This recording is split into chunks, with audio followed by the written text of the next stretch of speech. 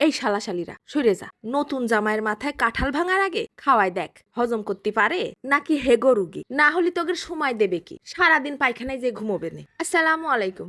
বাজার এখন কাঁচা কাঁঠালে ভরে গেছে। বাবারে, দুনিয়ায় কাঁঠাল হলো এমন এক দুর্ভাগা জাতীয় ফল যার কোনো ইজ্জত নেই, অথচ কাঁচা দিয়ে পাকা দিয়ে গরু দিয়ে ছাগল দিয়ে মানুষ দিয়ে সব একাধারে খাচ্ছি। তা ফলের মধ্যে কিন্তু আমার আবার সব থেকে প্রিয় ফল কাঁঠাল। কাঁচা কাঁঠালে এককালে মানুষ গাছ পাঠা বলতো, কারণ এইটা নাকি গরিবের গোস্ত। আসলে দেখি এটা গরিবের গোস্ত কিনা, কাঁঠালটারে কাটে ধুয়ে নিচ্ছি। এইবার নিয়ে নিছি একটা মাটির ঢাকুন সহ হাঁড়ি। মাটির হাঁড়িতে রাঁধতে গেলে কিন্তু হাঁড়ির তলাটা বেশ 20-25 মিনিট পানিতে ভিজিয়ে রাখতে হয়, নালে চুলোয় দিলেই কিন্তু ঠাস করে ফেটে যাবে না। কিনার সময় হাঁড়ির তলা মোটা আছে কিনা সেটা কিন্তু দেখে কিনতে হয়।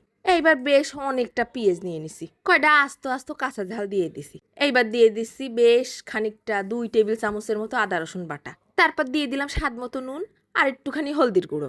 এইবার দিছি শুকনো ঝালের গুঁড়ো। এইবার দিয়ে দিছি 1 টেবিল চামচ ভর্তি করে গরম মশলার গুঁড়ো। তারপর ঘপ ঘপ করে ভরে 2 হাত সর্ষের তেল দিয়ে দিছি। এইবার সুন্দর করে মাখাই নিচ্ছি। এই গরম মশলাটা কিন্তু আমার ঘরে বানানো। আগের দিন চুই ঝালের গরুর গোস্তের রেসিপির মধ্যে কিন্তু গরম মশলার রেসিপি দেয়া আছে। আমার আবার আস্ত গরম মশলাতে গুঁড়ো গরম মশলাই বেশি পছন্দ হয়। আস্ত দিলে আবার খাওয়ার সময় তুলে তুলে ফেলে দিতে হয়। কি কও, লস হয়ে গেল না? এইবার সব মশলার মধ্যে কাঁঠালগুলো ঢেলে দিয়ে সুন্দর করে মাখাই নিচ্ছি। যত বেশি সুন্দর করে মাখানো হবে তত বেশি মশলা ঢুকবে। এবার একে একে মাটির হাঁড়ির মধ্যে কাঁঠালগুলো সব ছেড়ে দিলাম।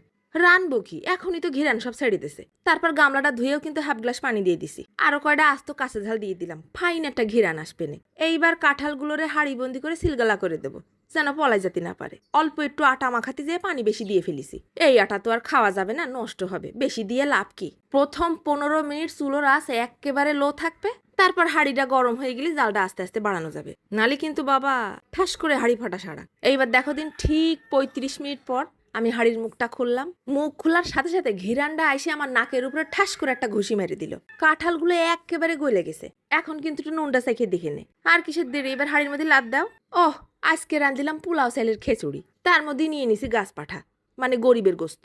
এর থেকে ভিআইপি খাবার আর কিছু হয় নাকি? হ্যাঁ, সাথে আবার 1 পিস লেবু নিয়ে নিছি, আবার একটু সালাদও নিয়ে নিছি। সস্তা হোক আর বড়লোকি খাবার হোক, খাবো যখন তা একটু আয়েশ করে খাই। কাঁঠালটা মাত্র নামাইছি, একেবারে গরম, ধরাই যাচ্ছে না। দেখো দিনই টিপ দিলে একেবারে মোমের মতো গলে যাচ্ছে। কি রাম যে একটা দমে রান্না করার ঘিরান বেরোচ্ছে, তা কেউ না খাই দেখলে আমি কি রাম করে ব্যাখ্যা করব। মাশাল্লাহ মাশাল্লাহ, হেব্বি মজা হয়েছে, হেব্বি মজা। আর এর সাথে একটু লেবু চিপড়াই নিলি তো পুরো কি রাস খেয়ে যাচ্ছি।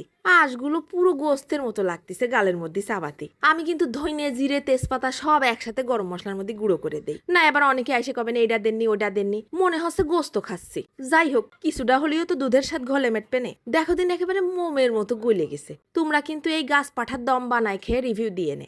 এখন চলে যাচ্ছি, ধন্যবাদ।